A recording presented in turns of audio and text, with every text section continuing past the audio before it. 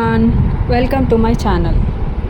ఇవాళ APD set part B math day 21. Previous day links description బాక్స్లో ఇవ్వబడ్డాయి. దయచేసి చూడండి, లైక్ చేయండి, సబ్స్క్రైబ్ చేయండి. మీ ఫ్రెండ్స్ ఎవరైతే ఉన్నారో వాళ్ళకు కూడా షేర్ చేయండి. ఇవాళ క్లాస్లోకి వెళ్ళబోయే ముందు ఎవరైతే ఇంకా సెషన్ని లైక్ చేయలేదో లైక్ చేయండి. మీ పార్టిసిపేషన్ చాలా ఇంపార్టెంట్. అలాగే ఇవాళ ఒక బోనస్ క్లాస్ రిలీజ్ చేద్దామని అనుకుంటున్నాం. అది కూడా పార్ట్ ఏకి సంబంధించి.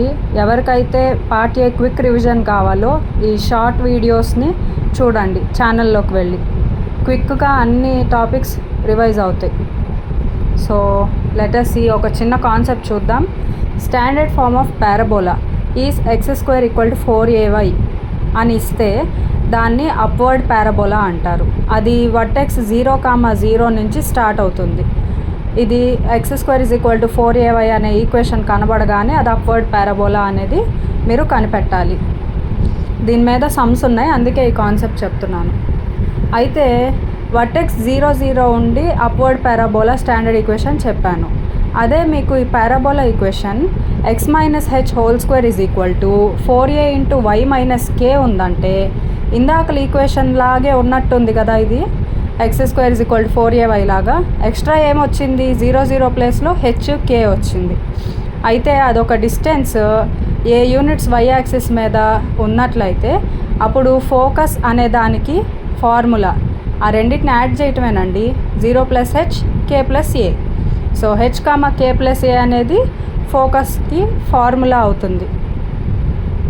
h, k నుంచి ఈక్వేషన్ ఇస్తే ఫోకస్కి h, k + a అనేది ఫోకస్ ఆఫ్ ది పారాబోలా అయింది.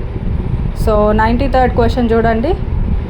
వాడు ఇచ్చిన ఈక్వేషన్ని ఫస్ట్ మనం ఏం చేయాలి, స్టాండర్డ్ ఫామ్లోకి మార్చుకోవాలి. సో నేనేం చేశాను, +1 - 1 చేశాను. అప్పుడు x - 1 హోల్ స్క్వేర్ -1 = 8y + 23. దాన్ని సాల్వ్ చేసి x - 1 హోల్ స్క్వేర్ = 8 × y + 3. ఇది ఏ ఫామ్లో ఉంది, x - h whole square = 4a × y - k ఫామ్లో ఉంది. సో దీని నుంచి h, k, 4a నుంచి ఏ వాల్యూ కనుక్కోండి. సబ్స్టిట్యూట్ చేయటమే ఇందాకల కాన్సెప్ట్ ప్రకారం. అదే మీకు ఈ కాన్సెప్ట్ చెప్పలేదనుకోండి, మీకు ఆ h, k + a అనే ఫార్ములా అసలు ఎక్కడి నుంచి వచ్చింది, ఎలా చేస్తే వచ్చింది, ఎన్నని గుర్తుపెట్టుకోవాలని కన్ఫ్యూజన్ వస్తుంది. అందుకే ఆ కాన్సెప్ట్ చెప్పాను. సో మీకు క్లారిటీ వచ్చింది కదా.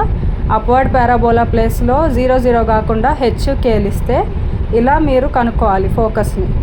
మీ ఫోకస్ 1, -1 అని వస్తుంది.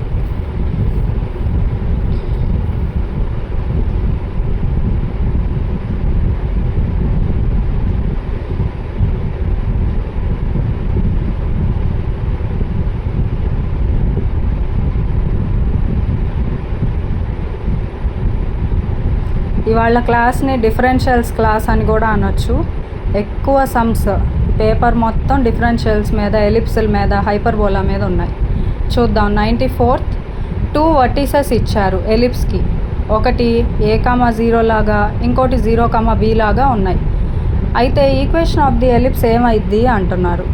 సో ఏ వాల్యూ, బి వాల్యూస్ తెలుసు కదా. స్టాండర్డ్ ఈక్వేషన్ ఫర్ ఎలిప్స్ ఏంటిది, x² / a² + y² / b² = 1. దీన్ని కొన్ని చాప్టర్స్లో నార్మల్ ఫామ్ అని కూడా అంటారు. సో మీరు ఏబి వాల్యూ సబ్స్టిట్యూట్ చేసేస్తే డైరెక్ట్గా మీకు ఎలిప్స్ ఈక్వేషన్ అనేది వచ్చేస్తుంది. x² / 25 + y² / 16 = 1. Next, mid point of the card. ఇక్కడ మీకు ఒక కార్డ్ ఈక్వేషన్ ఇచ్చాడు, ఒక హైపర్బోలా ఈక్వేషన్ ఇచ్చాడు.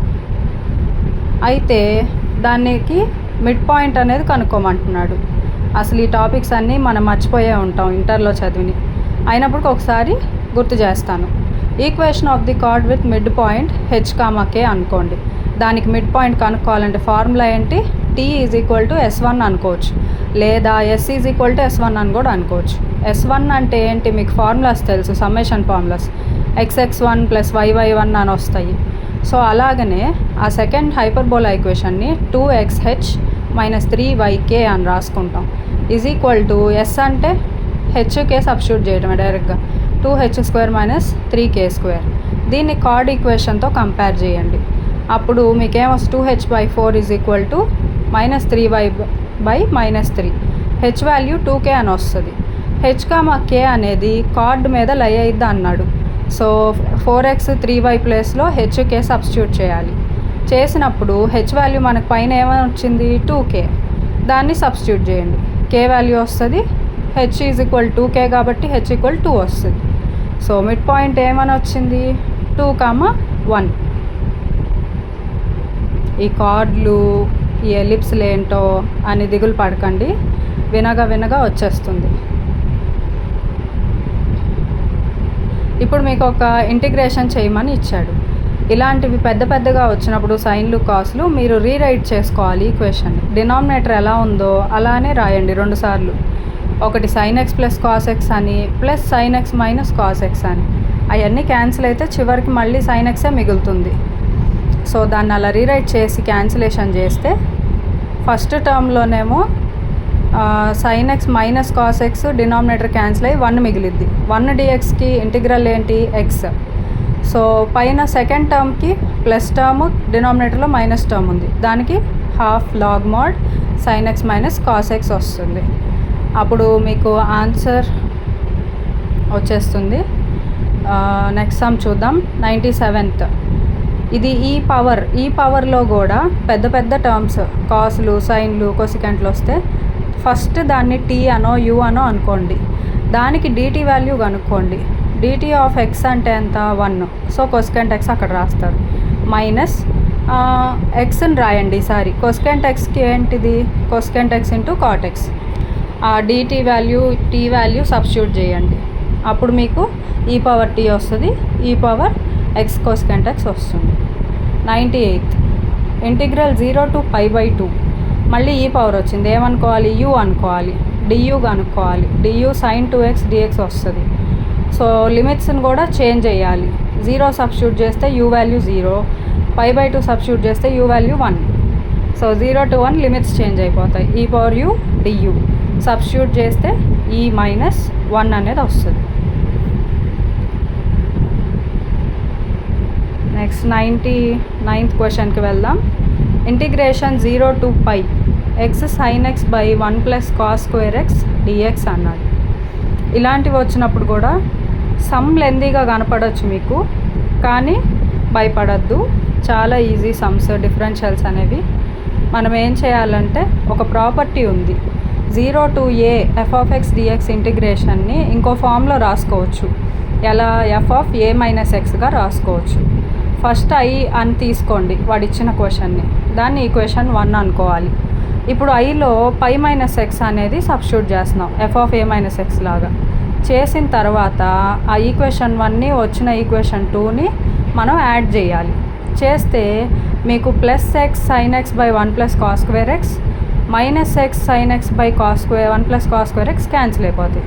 So pi sine x by 1 plus cos square x dx అని వస్తుంది. మీకు లెఫ్ట్ హ్యాండ్ సైడ్లో 2i అని వస్తుంది, యాడ్ చేస్తాం కాబట్టి.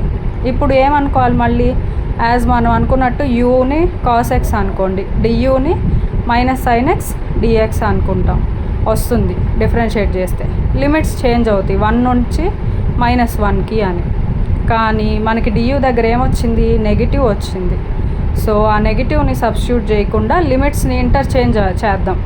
1 నుంచి -1 అనేది -1 నుంచి 1కి, అంటే 1 అనేది అప్పర్ లిమిట్, -1 అనేది లోవర్ లిమిట్. సో మనం అవి సబ్స్టిట్యూట్ చేసినప్పుడు పై ఇంటూ డియూ అంటే ఏంటి, tan ఇన్వర్స్ ఆఫ్ యూ వస్తుంది.